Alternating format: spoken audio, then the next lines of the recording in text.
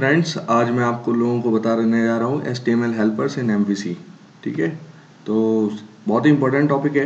और इससे आप क्या है कि कोई भी अगर HTML व्यू क्रिएट करना चाह रहे हैं इन MVC5, तो आप इसका यूज़ करके HTML हेल्पर्स का यूज़ करके बहुत ही इजीली ये काम कर सकते हैं। ठीक है, तो शुरुआत से अपन स्टार्ट करते हैं और ये समझते हैं कि HTML हेल्पर्स क्या होते हैं।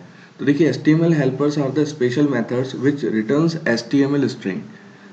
लाइक HTML स्ट्रिंग क्या हो सकती है कि जैसे आप चाहते हैं कि कोई पर्टिकुलर आर्टिकल के अंदर बीच वाला जो पार्ट है वो आपका मार्क हो जाए। तो मार्क होने के लिए क्या है, या तो आप मैनुअली मार्क एट्रीब्यूट को आप ऐड कीजिए, यानी मार्क जो आपका HTML एलिमेंट होता है उसको आप ऐड कीजिए, या फिर आप क्या कर सकते हैं कि एक ऐसा मेथड बनाते हैं, उस मेथड को कॉल कराएं जिस मेथड का यूज करके अपन उसे मार्क कर लें। ये अपन प्रैक्टिकल पार्ट के अंदर भी देखेंगे। और अगर आप HTML हेल्पर्स का यूज करके HTML टैग्स क्रिएट करना चाहते हैं, लाइक इनपुट, बटन, इमेज, तो आप ये काम भी कर सकते हैं थ्रू HTML हेल्पर्स। ठीक है, तो अपन देखेंगे कैसे कितने टाइप के हेल्पर्स होते हैं। तो बेसिकली यहाँ 3 टाइप के हेल्पर्स होते हैं। सबसे पहला जो हेल्पर होता है वो होता है इनलाइन HTML हेल्पर्स। सेकंड होता है बिल्ट इन HTML हेल्पर, जिसके अंदर 3 अलग अलग हेल्पर्स होते हैं: standard HTML helper, strongly typed HTML helpers, templated HTML helpers. और थर्ड टाइप का जो होता है वो होता है कस्टम HTML हेल्पर्स। तो इनको वन बाई वन अपन जितने भी हेल्पर्स हैं इनको आगे चल के देखेंगे। तो आज के टॉपिक में सबसे पहले मैं जो डिस्कस करने जा रहा हूँ वो सबसे पहला जो HTML हेल्पर का टाइप है इनलाइन HTML हेल्पर्स, आज अपन उसको डिस्कस करने जा रहे हैं। तो इनलाइन HTML हेल्पर का मतलब क्या है? Inline HTML helpers are used to create HTML string or contents। HTML string कोई भी HTML tags हो सकते हैं, या HTML कोई भी कंटेंट हो सकता है। ठीक है, These HTML helpers can be created using the helper tag। Helper tag एक प्री डिफाइंड टैग है, रेजर इंजन के अंदर आपको इसे डिफाइन करना होता है, और इस हेल्पर टैग का यूज करके आप कोई भी मेथड बना सकते हो जिसे आप डायनेमिकली कॉल करा सकते हैं ऑन द सेम व्यू। इसके अंदर एक कंस्ट्रेंट ये होता है कि जिस व्यू पर आप हेल्पर को क्रिएट करते हो, आप उसी व्यू पर ही उस पर्टिकुलर हेल्पर को कॉल कर सकते हो, किसी अनदर व्यू से आप उसे कॉल नहीं कर सकते।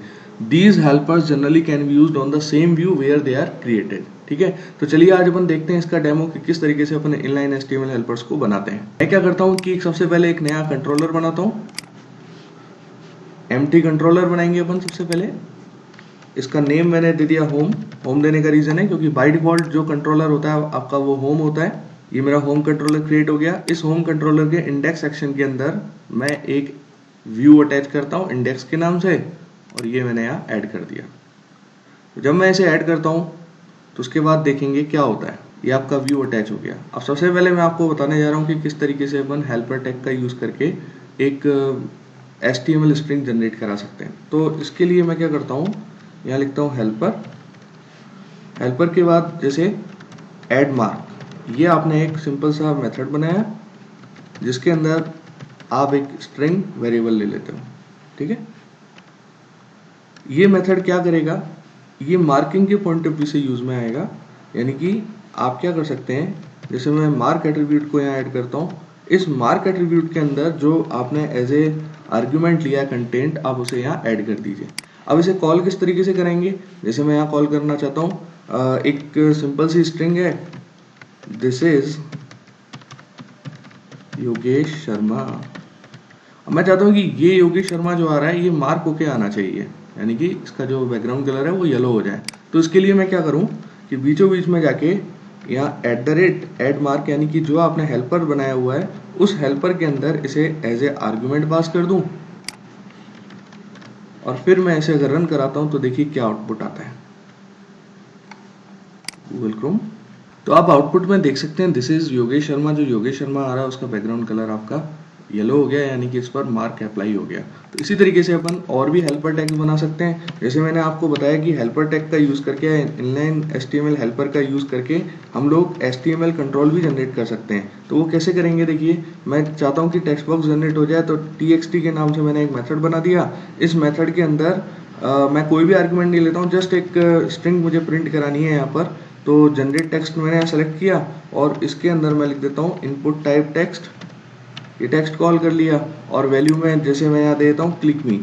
ठीक है, तो मुझे अगर ये कॉल करना है तो मैं कॉल करने के लिए जस्ट क्या करता हूँ, जनरेट टेक्स्ट का यूज कर लेता हूँ। तो जब मैं इसे कॉल करूंगा और रन कराऊंगा तो आप देखेंगे टेक्स्ट बॉक्स आपका जनरेट हो जाएगा। ये देखिए एक एरर आ गया क्योंकि मैंने जनरेट टेक्स्ट के अंदर इसे एज ए मेथड कॉल नहीं किया, पैरेंथेसिस नहीं लगाई, ये इस वजह से इशू आ गया। तो अब आप इसे दोबारा से रिफ्रेश कीजिए। जब मैंने इसे दोबारा से रिफ्रेश किया तो देखिए ये आपका एक HTML कंट्रोल क्रिएट हो गया जिसमें आप यूजर से इनपुट भी ले सकते हैं। तो इन हेल्पर टैग का यूज करके आप इसे इस तरीके से कर सकते हैं। और भी एक छोटा सा एग्जांपल जो एप्रोप्रिएट एग्जांपल होगा जिसका जनरली अपन यूज करते हैं, तो वो मैं एक बार करके बता देता हूँ। शो आइटम्स के नाम से एक मेथड बनाता हूँ। इस मेथड के अंदर मैं क्या करता हूँ, एक एरे ले लेता हूँ ऑफ आइटम्स। ठीक है, ये मैंने एक एरे ले लिया। इस कोड को थोड़ा सा नीचे जो अपने HTML लिखा हुआ है इसे थोड़ा सा नीचे लिख देते हैं। और यहाँ मैं एक क्या करता हूँ कि ऊपर या इसके ऊपर यानी कि जो हेल्पर टैग है इसके ऊपर मैं एक UL एलिमेंट को यहाँ क्रिएट कर लेता हूँ। इसका ओपनिंग और क्लोजिंग टैग जो है वो अपन इस तरीके से मैनेज कर लेते हैं। और इस हेल्पर टैग के अंदर या इस मेथड के अंदर अपन एक फॉर लूप लगाते हैं। फॉर लूप में क्या करेंगे, इंडेक्स 0 से स्टार्ट करके i स्मॉलर देन आइटम्स जितने भी हैं, ये एक एरे है तो लेंथ प्रॉपर्टी से आप इसके टोटल नंबर ऑफ आइटम्स को कैलकुलेट कर सकते हो और i की वैल्यू को अपन इंक्रीमेंट कर लेते हैं। अब मुझे करना क्या है कि li एलिमेंट्स के अंदर उन आइटम्स को 1 बाय 1 एक्सेस करना है। तो आइटम्स और यहाँ इंडेक्स को पास कर देते हैं तो ये आइटम्स को रिटर्न कर देगा। तो अब अगर मुझे इसे कॉल कराना हो तो मैं किस तरीके से कॉल करा सकता हूँ। मानो ये बुक्स की लिस्ट को आप ULLI के अंदर शो करना चाहते हो तो आप क्या करें, यहाँ इस मेथड को कॉल करें जैसे @show items, ये आ गया। और जो स्ट्रिंग एरे ले रखा है आपने उस स्ट्रिंग एरे को इस तरीके से इनिशियलाइज करते हैं। यानी कि यहाँ लिख दिया मैंने सैम्स। ठीक है, इसके अंदर लिखा ब्लैक बुक, थर्ड में लिख दिया मैंने कुछ भी लिख देते हैं PHP। ठीक है, तो जब आप इसे कोड को वापस से रन कराएंगे तो आप देखेंगे कि एक ULLI एलिमेंट आपका क्रिएट हो गया। देखिए, तो आप देख सकते हैं ये आउटपुट आ गया। तो यानी कि आपने डायनेमिकली ULLI एलिमेंट को क्रिएट कर लिया। इसी तरीके से आप और भी आइटम्स को कॉल कर सकते हैं, यानी कि जितनी बार भी आप चाहें तो HTML स्ट्रिंग जनरेट करा सकते हैं, सेम आउटपुट आपको मिलेगा। आपको मैनुअली ULLI लिखने की कोई भी रिक्वायरमेंट नहीं है। तो ये एक्चुअल में पर्पस होता है इनलाइन HTML हेल्पर्स का। अगर आपको ये वीडियो मेरा पसंद आया तो प्लीज़ मेरे चैनल को सब्सक्राइब कीजिए। और भी काफ़ी सारे मैं वीडियोज़ यहाँ अपलोड करने वाला हूँ। Thank you very much.